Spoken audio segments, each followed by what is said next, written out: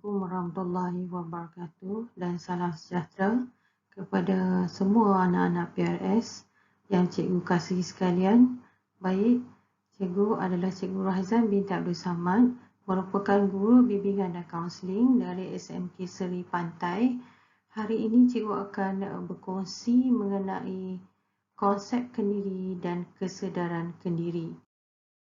Cuba awak lihat gambar di sebelah kiri dan di sebelah kanan. Apakah perbezaan antara mereka? Yang mana mereka melihat sebuah cermin dan pandangan mereka terhadap diri sendiri. Jadi topik untuk konsep kesedaran kendiri, cikgu akan menekankan mengenai definisi konsep kendiri, jenis konsep kendiri, faktor mempengaruhi konsep kendiri, dan cara pembentukan konsep kendiri. Definisi konsep kendiri ialah persepsi atau gambaran tentang diri sendiri terhadap paras rupa, kesihatan, kekuatan, kelemahan dan tingkah laku kendiri seseorang. Jadi apa yang awak fikirkan, apa yang awak gambarkan tentang diri sendiri, itulah konsep kendiri awak sendiri. Konsep kendiri bermaksud apa yang kita rasa atau fikirkan. Itulah konsep kendiri kita sendiri. Sebagai contoh, anda rasa anda merupakan seorang yang berkemampuan atau berkebolehan dan rajin membuat sesuatu kerja, maka ini merupakan konsep kendiri yang ada dalam diri anda sendiri. Konsep kendiri dibentuk hasil daripada interaksi individu dengan orang lain dan penyesuaian diri dengan persekitaran. Dengan maksud yang lebih mudah, sepanjang awak berkawan dengan kawan-kawan, dengan orang sekeliling, ia akan dapat membentuk konsep kendiri dalam diri awak sendiri dan juga bagaimana awak menyesuaikan diri dengan persekitaran juga akan membentuk konsep kendiri dalam diri awak sendiri. Konsep kendiri terbahagi kepada dua, iaitu konsep kendiri positif dan konsep kendiri yang negatif. Kita tengok konsep kendiri yang positif. Pertama, yakin pada diri sendiri. Kedua, pandai berinteraksi dengan orang lain. Ketiga, dia mudah mesra ataupun dia mudah berkawan dan sentiasa ceria. Yang keempat, bertanggungjawab terhadap diri sendiri dan juga orang lain. Seterusnya, konsep kendiri positif ini juga, dia merupakan seorang individu yang bangga dan bersyukur dengan pencapaian diri sendiri, menghargai diri dan orang lain, menghadapi cabaran dengan penuh semangat, suka membantu orang lain dan juga bersangka baik dengan semua orang. Maksud cikgu, bangga itu bukanlah merupakan bangga sehingga dia lupa diri dan riak, tetapi dia berbangga dan bersyukur dengan apa yang dia ada dan apa yang dia dah capai. Maksudnya, konsep kendiri yang positif ini merupakan perlakuan yang baik, yang positif dan yang bagus. Alhamdulillah.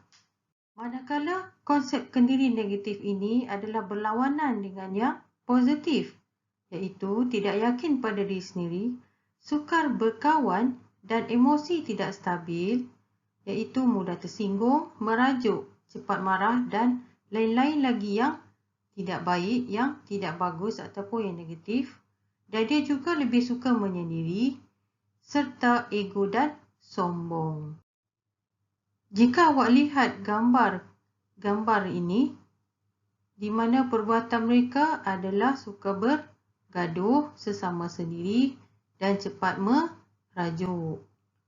Yang mana perbuatan tersebut seharusnya sebagai PRS awak kena elakkan. Konsep kendiri negatif ini juga adalah seorang individu yang sering bersangka buruk terhadap orang lain, selalu mengkritik orang lain ataupun selalu komplain tentang orang lain, sering menyalahkan orang lain dan selalu berasa tidak puas hati. Apakah faktor yang boleh mempengaruhi konsep kendiri yang positif? Yang pertama, dia percaya pada diri sendiri yang dia dapat lakukan dengan baik apabila cikgu menyuruh dia buat tugasan. Yang kedua, persekitaran keluarga yang harmoni dan damai. Yang ketiga, dia sentiasa mendapat pengiktirafan daripada pelbagai pihak. Yang keempat, mendapat ganjaran yang positif sama ada anda berjaya ataupun gagal. Yang kelima, layanan yang baik daripada ibu bapa dan keluarga serta orang sekeliling.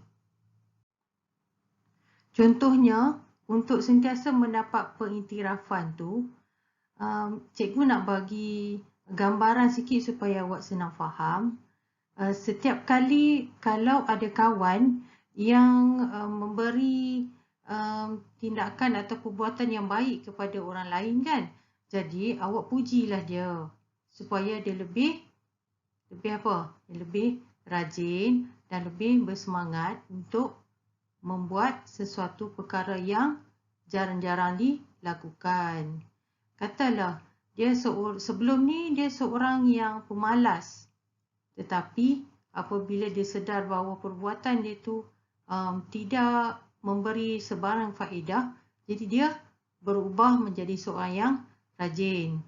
Jadi awak sebagai PRS, awak perasan tindakan dia yang ataupun perangai dia yang malas tadi telah berubah menjadi seorang yang rajin, awak pujilah supaya menjadi dorongan kepada dia untuk terus membuat perkara yang baik.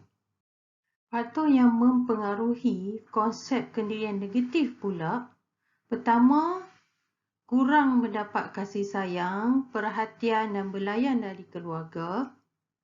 Yang kedua, suasana keluarga yang kucar-kacir. Yang ketiga, keadaan fizikal yang tidak sempurna. Keempat, tiada keyakinan diri atau rasa rendah diri. Yang kelima, memandang rendah terhadap keadaan diri sendiri. Contohnya, keadaan fizikal yang tidak sempurna. Cikgu nak bagi contoh, dia kata, aku ni dah lah gemuk, hitam, tak cantik. Jadi, lebih baiklah aku duduk sorang-sorang, tak payah berkawan dengan orang. Dia menganggap ketidaksempurnaan pada dia menyebabkan dia memandang rendah kepada diri sendiri. Sehingga dia hilang keyakinan diri. Sebagai PRS, bagaimana awak nak membantu dan membimbing rakan-rakan untuk membentuk konsep kendiri yang positif? Jom kita tengok. Okey, ini adalah antara cara-cara untuk awak membantu rakan-rakan membentuk konsep kendiri. Okey, yang pertama, beri dorongan atau bantuan dan sokongan yang positif kepada rakan-rakan, membantu mengembangkan potensi atau kelebihan diri yang sedia ada dalam diri rakan-rakan, tidak melabel atau memanggil rakan dengan panggilan yang tidak baik ataupun yang negatif. Seandainya rakan-rakan mempunyai masalah, bantulah mereka. Bimbing mereka supaya mereka dapat menyelesaikan masalahnya ataupun dapat menemui jalan yang lebih baik. Dan satu lagi, jika dia ada gelaran yang tidak baik ataupun yang negatif, sebaiknya awak panggillah nama dia. Tidak perlulah awak panggil gelaran yang negatif tersebut. Antara cara pembentukan konsep kendiri yang lain, awak juga boleh membantu dari segi memberi peluang dan bimbingan yang sebaiknya kepada rakan-rakan seandainya mereka tersalah langkah. Yang seterusnya, memberi peluang kepada rakan-rakan untuk mereka mainkan peranan semasa proses pembelajaran ataupun semasa di dalam kelas. Yang terakhir iaitu memupuk nilai-nilai murni sesama rakan-rakan. Kalau awak nampak ada rakan yang tersalah langkah ataupun membuat kesilapan, jadi awak bantulah dia dengan membimbing dan memberi teguran secara baik supaya rakan-rakan tidak terus membuat kesilapan. Dan yang paling penting, apabila awak berkawan dengan kawan-kawan yang lain, awak perlu menunjukkan sifat-sifat yang baik dan pupuk nilai-nilai murni supaya mereka terikut-ikut dengan awak. Ajaklah mereka untuk membuat baik, seterusnya akan dapat membentuk konsep kendirian positif seperti yang cikgu kongsikan sebelum ini. Baiklah, cikgu teruskan dengan perkongsian pada hari ini iaitu kesedaran kendiri. Topik kesedaran kendiri yang cikgu akan sampaikan hari ini ialah kesedaran kendiri, langkah-langkah untuk membentuk kesedaran kendiri, kepentingan kesedaran kendiri dan kekurangan pengetahuan dalam kesedaran kendiri. Apakah kesedaran kendiri? Iaitu individu yang mempunyai pengetahuan mengenai kesedaran, kefahaman terhadap diri sendiri, persekitaran dan agama. Individu juga mengenali emosi sendiri dan menyedari kesan daripada emosi yang ditunjukkan. Dengan maksud yang lebih mudah, iaitu awak sedar dan awak faham tentang diri sendiri. Awak faham tentang persekitaran awak dan awak sedar dan awak faham tentang agama awak sendiri. Dan emosi yang awak tunjuk dekat orang lain tu akan memberi kesan kepada kawan-kawan apabila mereka nampak emosi yang awak tunjuk. Cikgu akan menerangkan apakah langkah-langkah untuk membentuk kesedaran kendiri. Yang pertama, belajar daripada orang lain, contohnya dengan ahli keluarga, jiran tetangga dan rakan-rakan. Yang kedua, mendapatkan pandangan ikhlas dari ahli keluarga dan rakan-rakan. Yang ketiga, mengetahui segalanya mengenai diri sendiri. Yang keempat, mengenali, mengkaji dan memahami kehendak emosi sendiri. Yang kelima, meningkatkan kemahiran mendengar anda, empati dan menyayangi diri sendiri dan orang lain. Yang terakhir, berusaha untuk meningkatkan potensi diri dalam apa saja yang dilakukan. Yang paling penting, awak cuba untuk mengenali diri sendiri terlebih dahulu. Awak kena faham apakah kehendak emosi awak sendiri. Jika awak masih belum memahami diri sendiri, cubalah dapatkan pandangan ikhlas dari mak atau ayah, adik-beradik dan rakan-rakan yang rapat. Selain daripada itu, awak juga boleh belajar daripada orang lain. Sebagai seorang PRS, awak perlu berusaha untuk tingkatkan kemahiran mendengar awak. Apa saja yang awak hendak lakukan, berusahalah bersungguh-sungguh untuk menambah nilai kepada diri sendiri dan cuba tingkatkan potensi yang ada dalam diri sendiri. Jika anda sudah berjaya meningkatkan potensi kesedaran kendiri, maka anda akan lebih berkeyakinan dan berketerampilan membuat perancangan atau strategi bagi mencapai apa yang dicita-citakan, menyedari emosi yang dirasakan dan sebab apa emosi itu berlaku, menyedari kaitan antara perasaan dengan pemikiran dan perbuatan dengan pertuturan, dan yang akhir sekali, mempunyai kesedaran tentang matlamat hidup. Mengapa pentingnya kesedaran kendiri ini? Pertama, untuk mengetahui siapa diri awak.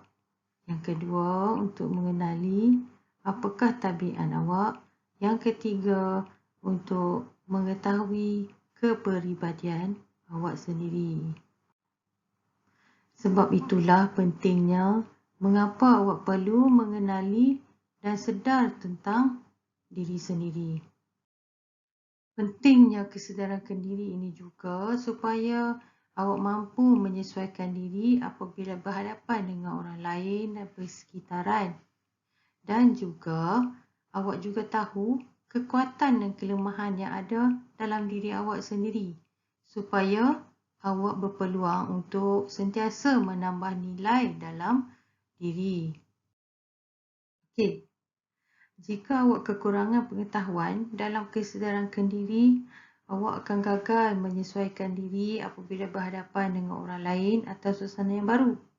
Yang kedua, awak sukar untuk memberi perhatian sebaiknya terhadap perubahan persekitaran.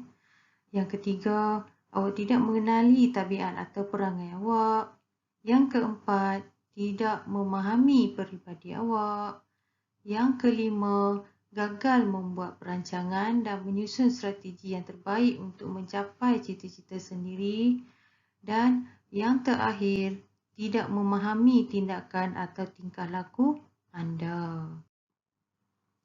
Cikgu yakin dan percaya semua yang mendengar perkongsian cikgu pada hari ini semua telah faham tentang betapa pentingnya kesedaran diri.